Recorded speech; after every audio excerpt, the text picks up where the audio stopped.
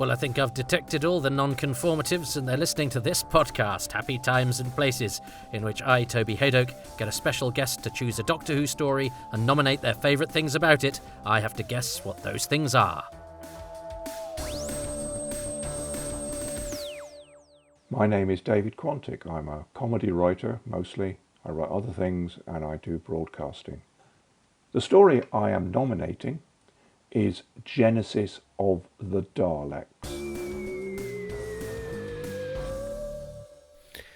Welcome to episode 2 of Genesis of the Daleks for the Happy Times and Places podcast. We've started very well. I mean, all is good with the world, especially as now I've turned my microphone the correct way around, which it wasn't for episode 1. So apologies to listeners, especially if you're listening to the omnibus and you suddenly detect a shift in quality, like you're watching an edited early Doctor Who BBC VHS. Well, it's, all Genesises have their stumbling blocks, and mine was not checking a basic thing. However, I suspect there will be no such rookie errors from the team behind one of the greatest Doctor Who stories ever made, which has been chosen by a fantastic scriptwriter, David Quantick, who's got something he's going to be plugging, which is how he came into the orbit of this and very gamely offered to give us his thoughts and choose his favourite things from Genesis of the Daleks, even though he and I have never met, but I'm a great fan of his work, and I'm sure you will be too. Interestingly, on Twitter as I speak, David has also just done a thing where he's tweeted reviews of Genesis songs. So he's done Genesis of the Daleks and your actual band Genesis. So he's been quite genocidal. Let's see what he's in the movie now. What somebody who knew what they were doing now would have then invoked the title of a Genesis song to do the introduction or the way of starting the episode, but I can't think of the way. I was going to say, let's see what's coming in the air tonight, but that's Phil Collins, who is in Genesis. It's not an actual Genesis song, because my knowledge of music is terrible. So there we are. That's what you could have won had you had a different host. I'm just going to say, let's start episode 2 of Genesis of the Daleks. I'm watching on the DVD. So here we are, and I have a cup of tea. I have my favourite Doctor Who title sequence and music combo, with the possible exception of the very first. But I do think this is gorgeous. Every element of the design is rather wonderful, and it just transports me through time without anything literal. It's the time tunnel. So no reprise. We had that great episode ending, and we unusually carry straight on. Interesting. Garman becomes quite an important character, but there's a lot of waiting in the wings for actor Dennis Chinnery, who has tussled with the Daleks before. He's part of the ill-judged comedy sequence on the Mary Celeste in The Chase, and this is his first return to Doctor Who. He comes back to play Professor Sylvester in the Twin Dilemma, so he has an interesting experience of Doctor Who. There's the Mutos there. I like the way they do. I don't like the way they do. They do the thing that the vampires do in Curse of Fenric, where instead of actually touching the person you're attacking, you sort of wait for them to sink to the floor and then sort of close in over them. It's a sort of very phony TV thing to do there. It's actually better there than it is in Fenric. And here's Tane, played by Drew Wood, who again is an absolutely minor character, but because he's on the cast list on the cassette, and because at least some of what he does in this episode is in the truncated cassette version, he seems to be a sort of much more important character when you're when I was introduced to this story than he actually is in the, he does this and we don't see him again. I love the way Tom Baker does What No Tea. Rob Shearman in our book Running Through Corridors described it as with quiet danger, and I think that's such a great description of what Tom Baker brings.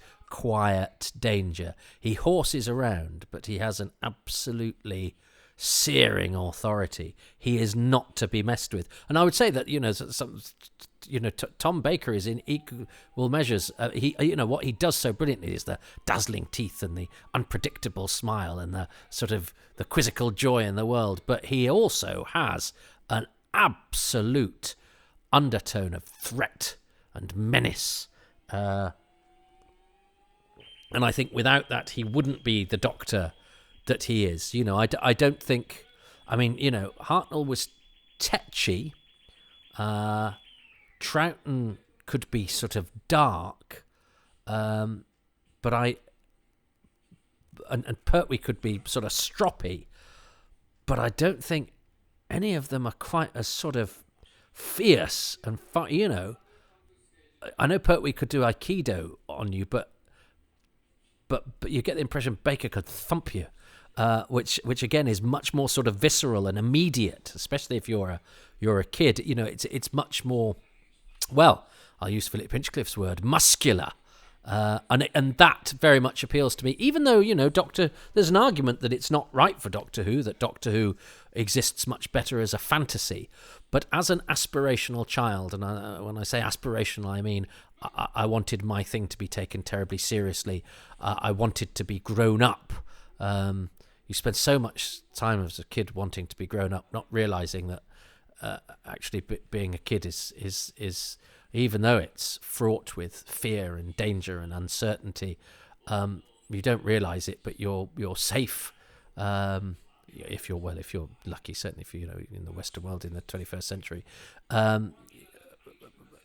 know not everybody there is either, but I was safe. I wasn't terribly happy, but I was safe. I was looked after. And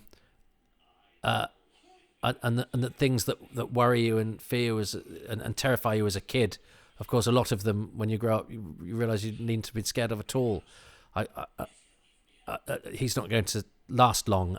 Jeremy Chandler here is Geralt, and I remember one of my brother's friends picking up my Walkman. I got a Walkman, and the only cassette I had was this, so I listened to it over and over again. And he picked it up and listened to it, and he was listening to it, and he quite enjoyed it.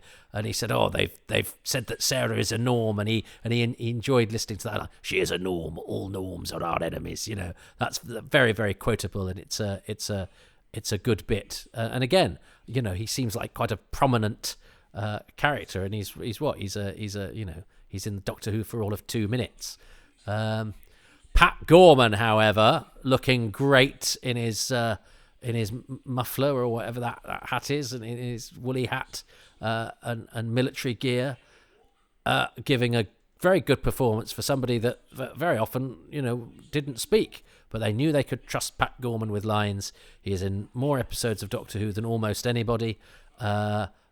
Often uncredited, often in the background or behind a mask, but here he is. They've given him some decent lines, and the whole thing about kill it off, that's another entry into our quest to make this story sort of grim and uncompromising.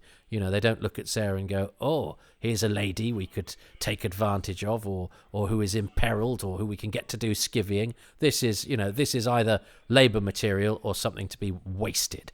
Oh, this is harsh.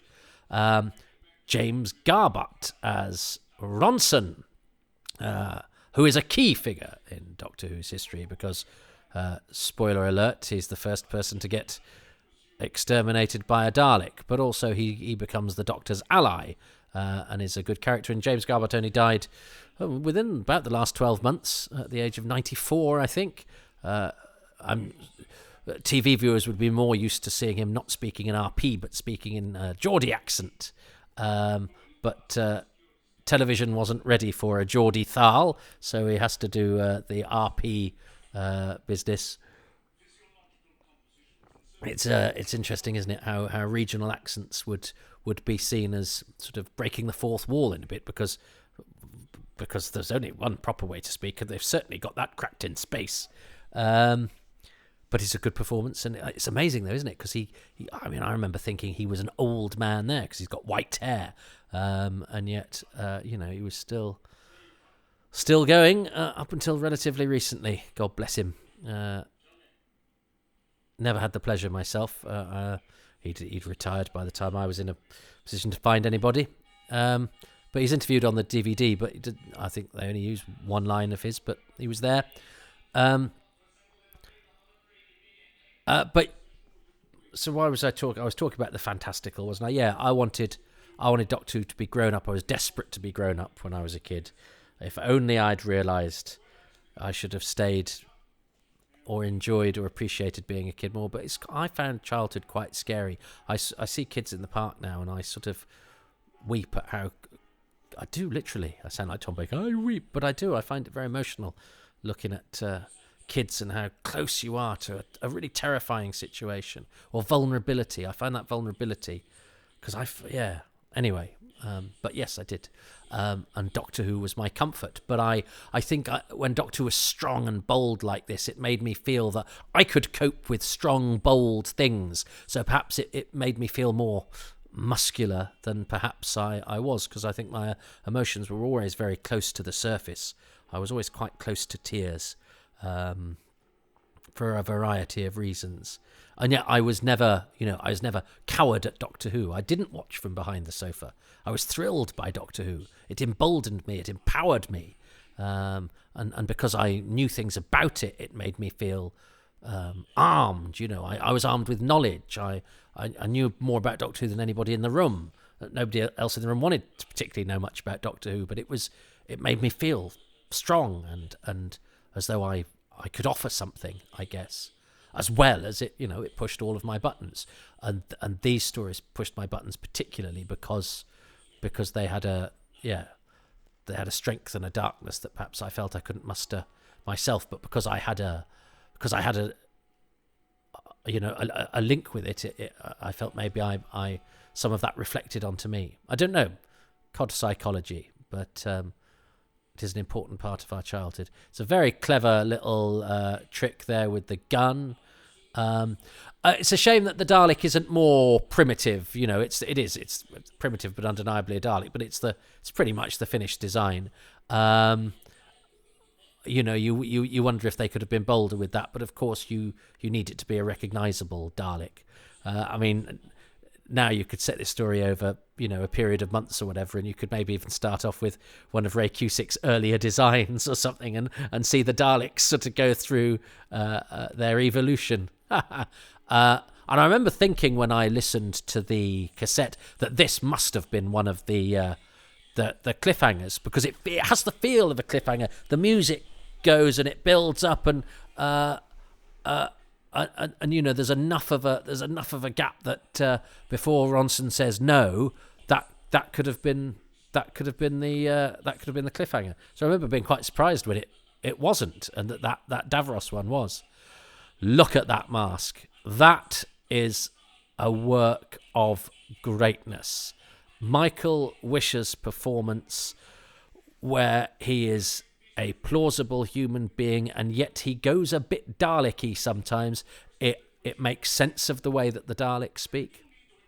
It's not silly robotic acting, because it's coming from a logical, functional person, albeit somebody that has been through something, and we don't know what. And I love the fact that they don't tell us what. I love the fact that we don't know. I love the fact that he hasn't got eyes, and it's not that he just can't be bothered to open them. Okay. Good job we weren't recording My House when he opened his eyes more recently. I love the fact that his eyes have been sort of blown out, and the lids have shriveled shut around the sockets of where he doesn't have eyes. But the half man, half Dalek idea. It's weird to think, and I think the new series has been very good in that they established the Daleks first without Davros, and then timed it quite brilliantly to bring Davros back, played by so superbly by Julian Bleach. But because of course from here on, whereas of course when I was introduced to Doctor Who, Davros was in one story. He was in that one story. He was a one-off character, and he was dead. I didn't realise then that he was actually going to be in every single Dalek story from then on. And in a way, it did take away from the power of the Daleks, if you like. And I think it was wise to re-establish them in the new series without him. I think he's great, but I think the Daleks benefit from him being used sparingly. I mean, it's arguable that actually the Daleks, the subsequent Dalek stories might have been better without him, and to let him stand on his own. Well, he hasn't got 2 feet, but you know what I mean. And also, but then we would have been denied. I think Terry Malloy's performance in Revelation, in particular, is superb, and I think that's a great story. But I'm now just talking objectively about the Daleks themselves. There's another Galaxy 4 Thal gun, Thal/Dravin gun.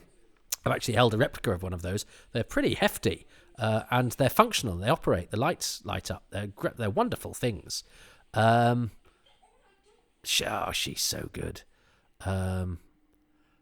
And here we are. So now this is just look at the things like the little lights. The lights there. They're very reminiscent of World War II, and just the grating and everything. It's all quite realistic, apart from that shot of the rocket and that lettering, safe and toxic level. Okay, but the entrance was quite realistic. But this is one, because obviously this is a set that you see on video here in the studio, and they do their best, but the silver stuff looks like it's either been painted silver or it's silver foil, and it has a slightly sort of shiny and phony look about it. And then you see it on film, and just the quality of film, and the slight muddiness of it. Well, no, because it's clear. Film is clear. Film is not fuzzy. But what it did, the muted nature of the colours, it makes exactly the same set look magnificent and amazing, and it makes you sort of go, oh, I wish they could have made Doctor Who on film all of the time. But actually, there's also a more of an immediacy about, say, a duologue or a performance like this that I think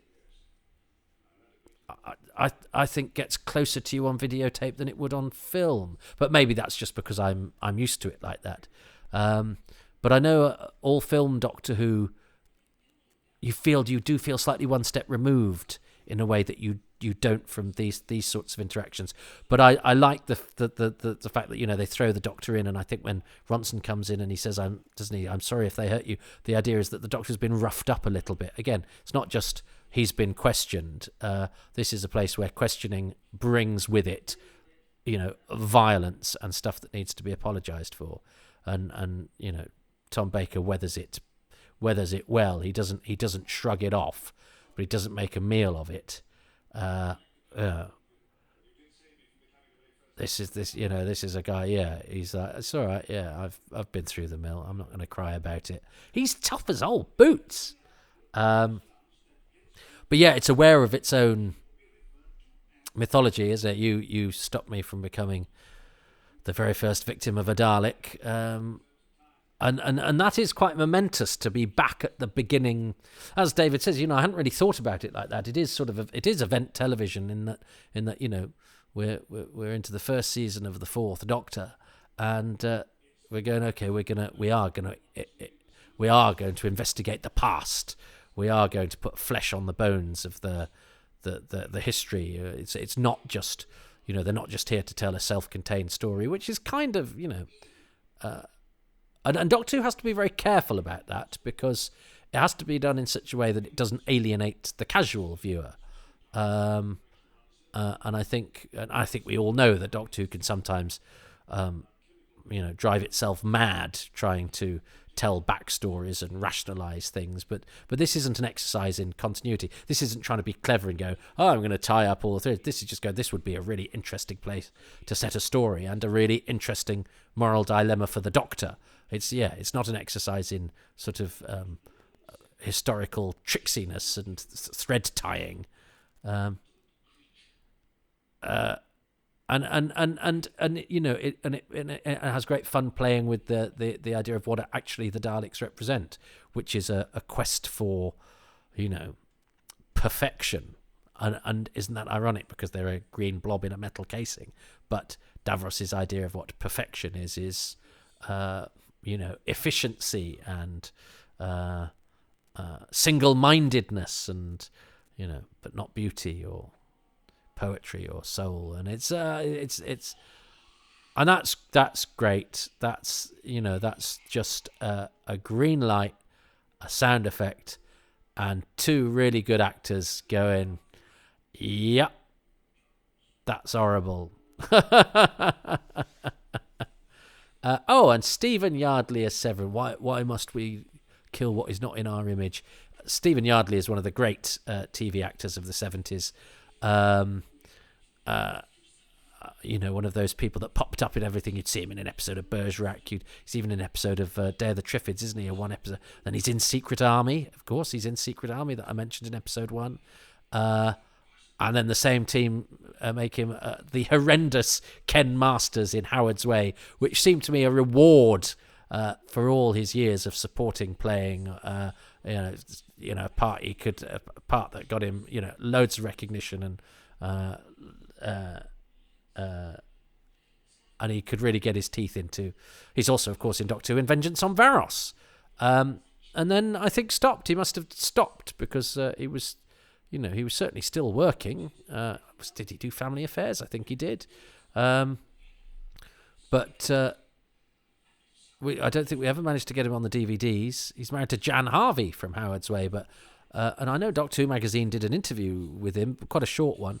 But I think he's perhaps not inclined. And why should he? But it's a shame, because he's got an illustrious TV history that I would love to interrogate him about, and I would be much gentler than the Doctor's interrogators were in this. But he's a great figure of 1970s and 80s telly, Stephen Yardley, and he benefits everything that he is in. And it's because there's no sort of big names in this, but it's full of, certainly at the time, but it's full of faces that you would recognise, but not necessarily anybody who's sort of played a massive lead in anything. And interesting that for such an iconic character as Davros, they get a sort of jobbing. In fact, an actor that's just been in Doctor Who, because Revenge of the Cybermen has just been made, and quite near the bottom of the credits, playing coughing factotum, though I think he added the coughing himself, Margaret, who basically gets to follow David Collins around being mousy in Revenge of the Cybermen, is Michael Wisher, who then comes back a week later as the lead guest character. So he had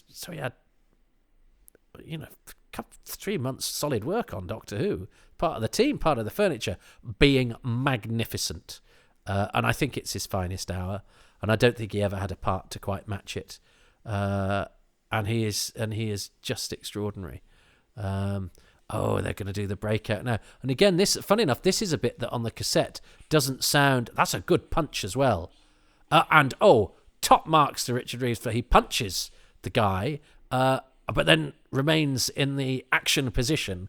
And then I even like the way he left. I like Richard Reeves as the Khalid leader, although I wish they'd given him a name. And he's not really the leader, is he? He's just a sort of soldier. But Ronson does not replace that grill properly. But look at this on film now. It just looks better. The scaffolding, the orange paint, the silver paint, the edges, it all just looks like, just an extra few quid. Is this? Are we about to see an Ice Warrior? Yes. Is this where we see the Ice Warrior's body, which has been co-opted to make? Yay! That's a bit of Ice Warrior. I remember finding that out on a Sevens model kit. I'm sure in the literature of that it said of an ice warrior. I think it said, and as well as being in these stories, the body of an ice warrior is also seen in Genesis of the Daleks. So I knew to then look out for it. Otherwise, I probably would have spotted it eventually on viewing number 75. But I was primed by Sevens. Where it's you'd scour everything, even the backstory on a model that a friend of mine was making. I didn't have the model ice warrior; it was a friend's. But this is well done, and again, this is the sort of stuff I would go into watching this story. Go, well, this is just because I know they don't get out, so it's just a bit. It's not really part of the story, but actually, that's a shame that model is so it's shot on a different medium than everything else. But look, again, the lighting is great. The fact that these guys help her, the fact that Elizabeth Sladen is so good at being terrified without being sort of weak. It doesn't make you want to tell her to get a grip. It's genuine fear that you feel that you would probably fear, rather than sort of TV hysterics. And this sequence is great. It's really well shot. It's really well cut. And this is monstrous. I love the way, because this guy who's been quite horrid in episode 1, but he's now their ally, and he's young, and he helps her, and then he gets shot having helped her, and then he lands. I think that's extraordinary. Yeah, that's just again such a brilliant idea. We're used to seeing people falling off things. We're not used to sit there, and you know how it's done. He falls, and then we do a different setup, and he drops just a short space. And of course, in real life, he might have splattered a bit more. But I think that's absolutely terrifically done, and it's just another little moment of beastliness that just gives this story that edge that it has. And then, is that the first freeze frame? Because I think I'd seen Deadly Assassin. And that freeze frame, which is so good at the end of episode 1 of that I hadn't taken into account, and of course I'd seen this edited together as well. Hadn't taken into account that Sarah might get a freeze frame as she drops, and it's a little thing that David Maloney does that just makes your heart stop just a little bit. It's just, again, another little thing. Slow motion is not rocket science. It elevates those first scenes in episode 1. A freeze frame is actually in certain circumstances can look a bit pony and not be helpful. Not here. It really helps to sell that cliffhanger and makes it something different, and makes companion in peril in bit of story that's not important to the plot, just a little bit of action to lengthen the story out a little bit, actually makes it very, very special. And that's what a great director does, is he goes, well, I've got a scene here that actually doesn't need to be here, so let's give it a reason for being here, because it's going to grip and excite everybody. And there's nothing functional about it at all. Sometimes action sequences or little bits of little moments, they're there just to sort of eke out the running time. And no, nobody's watching the clock there. Everybody's working to make it, really dramatic and full of jeopardy. So, episode 2, well, so much in that. But I think I have to go for, because it's the proper debut, the synthesis of mask, actor, conception, and the fact that it is more than a sum of its parts, and the fact that this is the first time, and that I don't think anything beats this first time, because of the familiarity, not to do with anything to do with the players or even the scripts or the plots or anything of the subsequent stories, but because as far as this is concerned, this is the only Doctor Who story with Davros in it, and he just towers over this story and works from the get-go. It has to be, and that mask is so good. Jod Friedlander, another of the unsung heroes of Doctor Who. It's got to be Davros. It's got to be Davros. What's David Quantick chosen? Probably not. Now that I know how his mind is working, he's probably going to choose the lollipop he was eating when he watched this. Episode 2. I am choosing for my thing per episode in episode 2, Harry Sullivan. Harry Sullivan is one of the underrated assistants or companions or boyfriends or whatever they're supposed to be called. I really like Harry Sullivan. He was kind of slightly odd. He had his blazer on because he was in the Navy, and he said old thing a lot. And he was kind of warm and comfortable, but you got the feeling he could be an action hero. And he didn't last very long, which is a massive shame. He joins that short list of Doctor Who companions who only did one series. They're not called seasons. There are 4 seasons in a year. They are spring, summer, autumn, and the other one. Harry Sullivan was a great companion, a great assistant. The shows that he was in were definitely improved by his appearance. And he's a kind of reality touchstone in this show. He's the companion who's always surprised by things, who basically thinks that we should hit them. His morality is very straightforward, and it's something I'll be returning to in a moment. I love Sarah Jane Smith, one of the great characters, but Harry Sullivan is a fantastic second lead companion.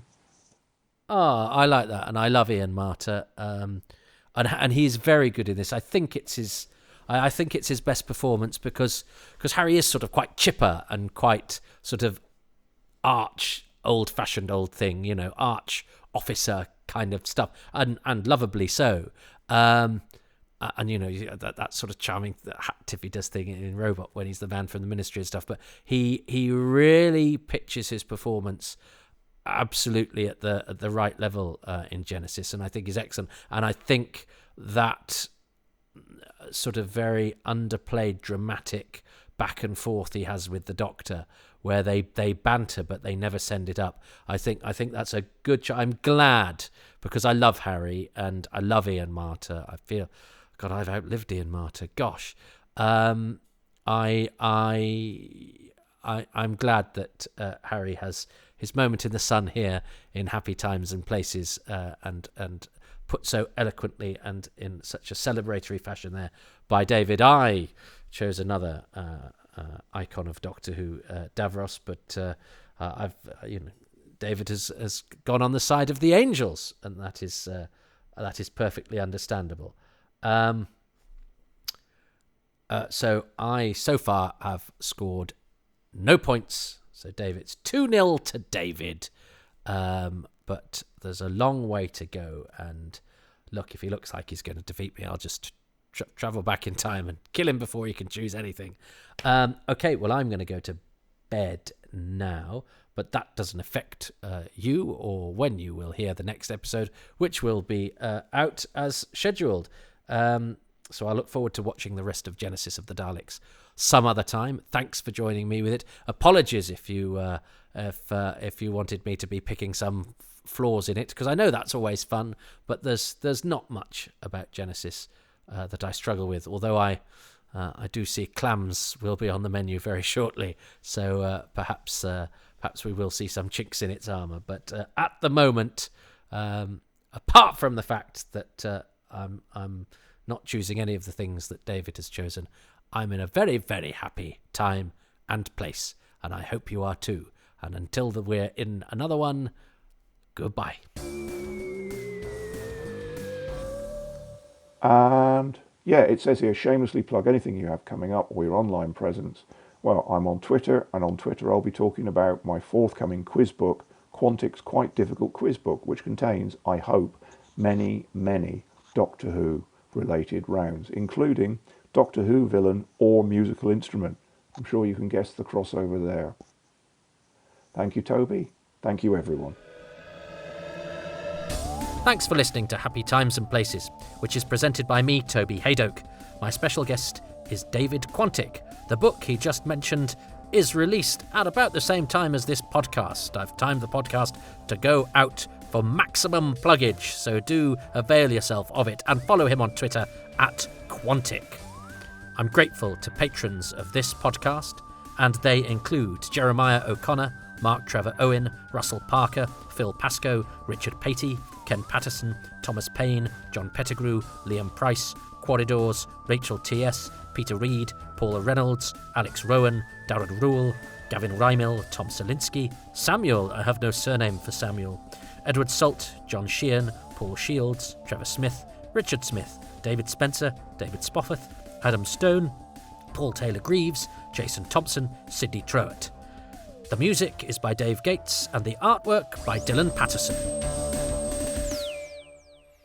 If you too would like to be a patron, you could go to patreon.com/Toby Hadoke. Patrons get advance releases. They're about, certainly 3 or 4 months in advance of Happy Times and Places, and they get the Too Much Informations and the Indefinable Magics about 6 weeks to a couple of months in advance of The Great Unwashed. That's you if you're listening to this and you're not a patron. There's nothing wrong with being unwashed, actually. I think the natural thing can be pretty liberating. What am I talking about? I shower every day. I'm just trying to be nice to those who don't. Why am I even bringing up the spectre of your personal hygiene? There is no correlation between patronage of Toby Hadoke's Time Travels and good or bad personal hygiene. I'm just talking rubbish because I don't actually believe anybody listens to these bits. Anyway, I think I was trying to entice you to being a patron by suggesting that you don't wash if you're not, which isn't, I don't think is a great sales technique. Anyway, for as little as £3 a month, you can become a patron, and you can also, if you sign up for a year in one go, get 10% off that. And there are advance releases. Oh yes, that's what I was saying. You're a few months in advance, and there's a podcast called Far Too Much Information, which is ultra geeky and a very, very deep dive, but it's got some good stuff in it. I'm very proud of some of the things I found out for that. That is only available to patrons, because I've got to lure you somehow in this world where everything is free. And I'll tell you what, I know that a monthly commitment is a lot to ask in these current times, but if you're passing me and you think I look hungry, or I've just bunged you something that you've particularly enjoyed, you can go to ko-fi.com/Toby Hadoke and buy me a metaphorical coffee. I don't actually drink coffee. I will spend it on all the soap that I use to wash myself. Oh dear. Well, at least I'm entertaining myself now, because, as I say, I'm the only person that knows this particular screed of nonsense exists, because I'm sure everybody else is now listening to Radio Free Skaro, or Revisionist History with Malcolm Gladwell, or Something Rhymes with Purple with Susie Dent and Giles Brandreth, or some other of my favourite podcasts there. Follow me on Twitter at Toby Hadoke. Follow these on Twitter at Hadoke Podcasts. And I would say, and then I'll shut up, but I won't. But I'm going to shut up now because I can see the music's about to hit. I played that in live. I could have timed it just a little bit better. Anyway, doesn't matter. I say I played that in live. It was just lurking at the bottom of the sound file because I'm using a template from.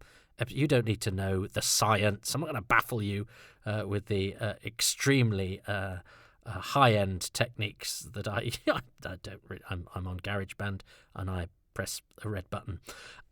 So listen, what's this bit for? Come and see my comedy night, Excess Malarkey, every Tuesday in Manchester at 8 p.m. www.excessmalarkey.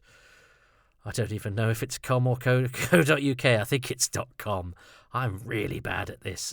It's on twitch.tv/Excess Malarkey on the first Sunday of every month. That's a different show. That's our internet show. We started doing those during lockdown, and they were successful enough to warrant us doing them at least once a month, because obviously the normal weekly show that those online shows replaced is now happening again live in a building. But yes, you can find us online, twitch.tv/Excess Malarkey, and those shows stay up for 14 days.